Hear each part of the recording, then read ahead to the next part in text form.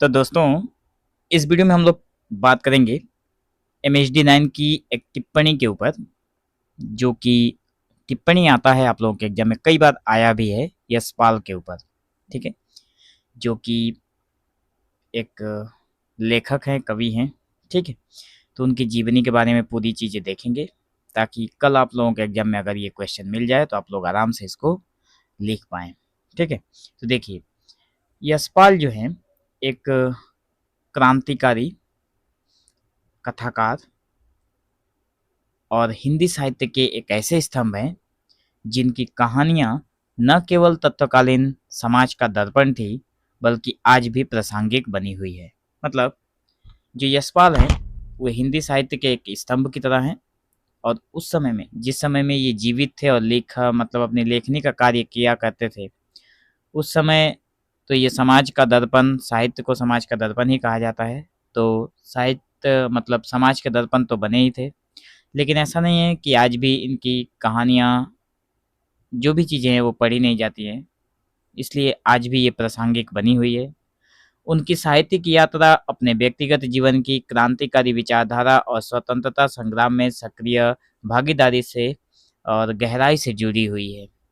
ठीक है, अब ये जो पॉइंट आप लोग देख पा रहे हैं, कहानी संग्रह और उनका विषय, इसको थोड़ा सब हेडिंग बनाना है यहाँ पे। ठीक है, तो इसके नीचे हम लोग लिखेंगे कि यशपाल की कहानियों का पहला संग्रह, यशपाल की जो कहानियाँ जितनी भी हैं, सबका पहला संग्रह जो कि निकला था 19 जो था पिंजड़े की उड़ान। ठीक है, जो कि 1939 में प्रकाशित हुआ, जिसमें 1934 से 1938 के बीच जेल में लिखी गई कहानियाँ शामिल थी। मतलब सारी चीज़ें साफ समझ में आ रही है कि जेल में लिखी गई है, इतने समय से इतने समय के बीच में। उनके लगभग 16 कहानी संग्रह प्रकाशित हुए हैं, जो मुख्य रूप से मध्यवर्गीय जीवन की छोटी छोटी समस्याओं को बेहद संवेदनशील और सूक्ष्म तरीके से प्रस्तुत करते हैं। तो उनकी कहानियों में मध्य वर्ग की असंगतियों, कमजोरियों, विरोधाभासों और रूढ़ियों पर तीखा प्रहार मिलता है। उनकी जो कहानियां हैं यशपाल की, उसमें ये सभी अ, मुद्दे के ऊपर, ठीक है, असंगतियों, कमजोरियों, ठीक है, कमजोरी के ऊपर, असंगति के ऊपर, विरोधाभास के ऊपर और रूढ़ियाँ जो प्रचलित हैं, मतलब पुरानी जो परंपरा चली आ रही हैं, उसके ऊपर इन्होंने तीखा प्रहार किया, जोरदार।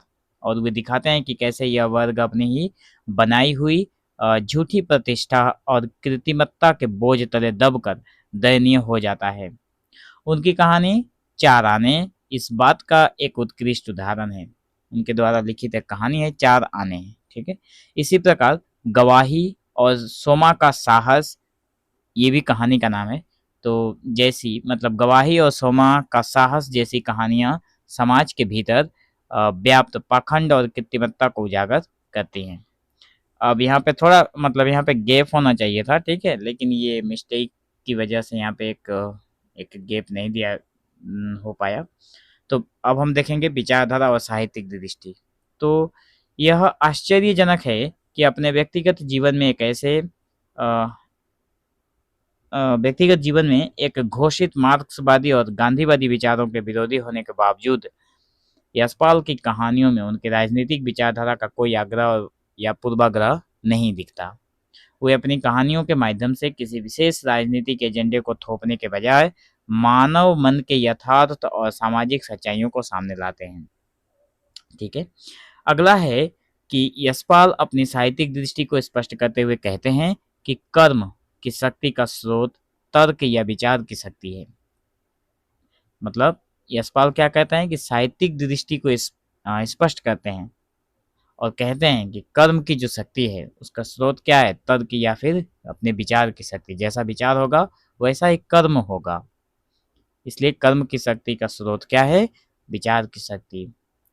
वे मानते हैं कि समाज की संचालक शक्ति उसके विचारों की गति में होती है, और इसलिए क्रांति से पहले तर्क का तूफान आता है। कोई भी क्रांति होने से पहले तर्क का या फिर विचार का तूफान आता है, तभी जाकर वो कर्म होता है या फिर क्रांति होती है।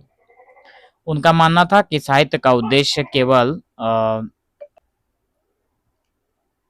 साहित्य का उद्देश्य केवल नैतिक मान्यताओं की घोषणा करना नहीं था, बल्कि रसोद्रेक द्वारा, मतलब रस का उद्रेक, मतलब रस आनंद को कहा जाता है, ठीक है। तो आनंद पैदा करके या फिर आनंद जगाकर नैतिकता और मान्यता को ग्राह्य बनाना है। ग्राह्य मतलब ग्रहण करने योग्य बनाना है। वे कला के शुद्धतावादी सिद्धांत का खंडन करते हुए कला की सामाजिकता का पक्ष लेते हैं। उनके लिए कला का मूल्य तभी है जब वह मानव मन के यथार्थ को समझने और दूसरों की सहायता करने में सहायक हो, ठीक है। अब हम बात करेंगे कहानियों के विभिन्न दौर के बारे में। तो यशपाल की कहानियों को मोटे तौर पर तीन दौरों में विभाजित किया जा सकता है। तीन दौर आए थे यशपाल की कहानी के। पहला है जिसमें से पहले दौर की कहानियों में क्या आता है, दूसरे दौर की कहानियों में क्या आता है, उसके बाद वाले अगले दौर की कहानियों में क्या आता है, ठीक है। तो पहले दौर की कहानियों में, इन कहानियों में कभी किसी मामूली बात पर हल्की सी चुटकी ली गई है, तो कभी समाज की असंगत और अन्यायपूर्ण स्थितियों पर तीखा व्यंग करते हुए सामाजिक न्याय के लिए संघर्ष को वाणी दी गई है। प्रेमचंद के बाद यशपाल ही एकमात्र ऐसे लेखक हैं जिन्होंने इतनी बड़ी संख्या में विभिन्न वर्गों, श्रेणियों और संस्कारों वाले पात्रों का जीवंत संसार रचा और इतने अधिक मुस्लिम पात्रों को अपनी कहानियों का केंद्र बनाया। कुत्ते की पूंछ, पर्दा, गंडेरी, 80/100 या साई सच्चे आदमी का बच्चा जैसी कहानियां इस दौर का प्रतिनिधित्व करती हैं। अब बात आती है दूसरे दौर की कहानियों में। तो इस दौर में उनकी विवादास्पद कहानियां शामिल है, जिनमें विवाद देखने को मिलते हैं, जिनमें वे जीवन के सहज और स्वाभाविक विकास को बाधित करने वाली हर चीज से संघर्ष करते हुए नजर आते हैं। फूलों का ये मतलब ऐसी कहानियों का नाम है फूलों का कुर्ता, प्रतिष्ठा का बोझ, धर्म रक्षा, आतिथ्य, तुमने क्यों कहा कि मैं सुंदर हूँ जैसी कहानियां इस श्रेणी में आती हैं। अंतिम और तीसरा है अगले दौर की कहानियां, जिसमें इस दौर में यशपाल पौराणिक संदर्भों की ओर मुड़ते दिखाई देते हैं, जिनके जिसने उनके प्रशंसकों को भी आश्चर्यचकित किया।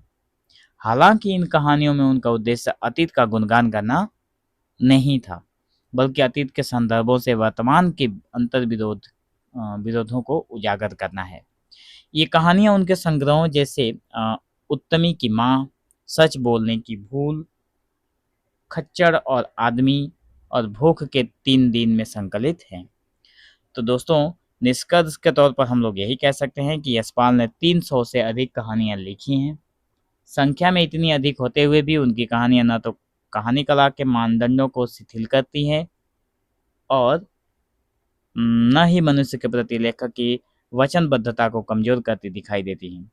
वे अपनी कहानियों में जीवन की जटिलताओं, सामाजिक पाखंडों और मानवीय कमजोरियों को बड़ी ईमानदारी और सूक्ष्मता से चित्रित करते हैं। यशपाल केवल एक कहानीकार ही नहीं, बल्कि एक समाज सुधारक और चिंतक भी थे, जिन्होंने अपनी लेखनी के माध्यम से समाज में व्याप्त विसंगतियों पर करारा प्रहार किया और पाठकों को सोचने पर मजबूर किया। उनकी कहानियां आज भी हमारे समाज, उसकी रूढ़ियों और स्वयं हमारे भीतर छिपी विडंबनाओं को समझने में मदद करती हैं, जिससे यशपाल हिंदी साहित्य के एक अविस्मरणीय और महत्वपूर्ण हस्ताक्षर बने हुए हैं। तो दोस्तों, मैंने एक वीडियो अपलोड किया था स्त्री विमर्श के ऊपर MH9 का। तो बहुत सारे बच्चों ने उस पर कमेंट किया।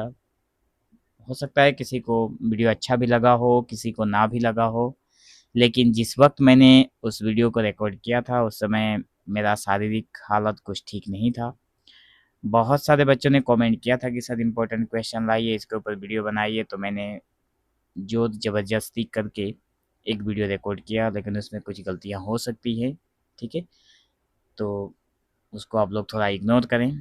और ये वीडियो मतलब कैसा लगा और कहाँ से आप लोग वीडियो देख रहे हैं, ये बातें मुझे ज़रूर बताइएगा। तो मिलेंगे हम लोग एक नए वीडियो में, तब तक के लिए धन्यवाद।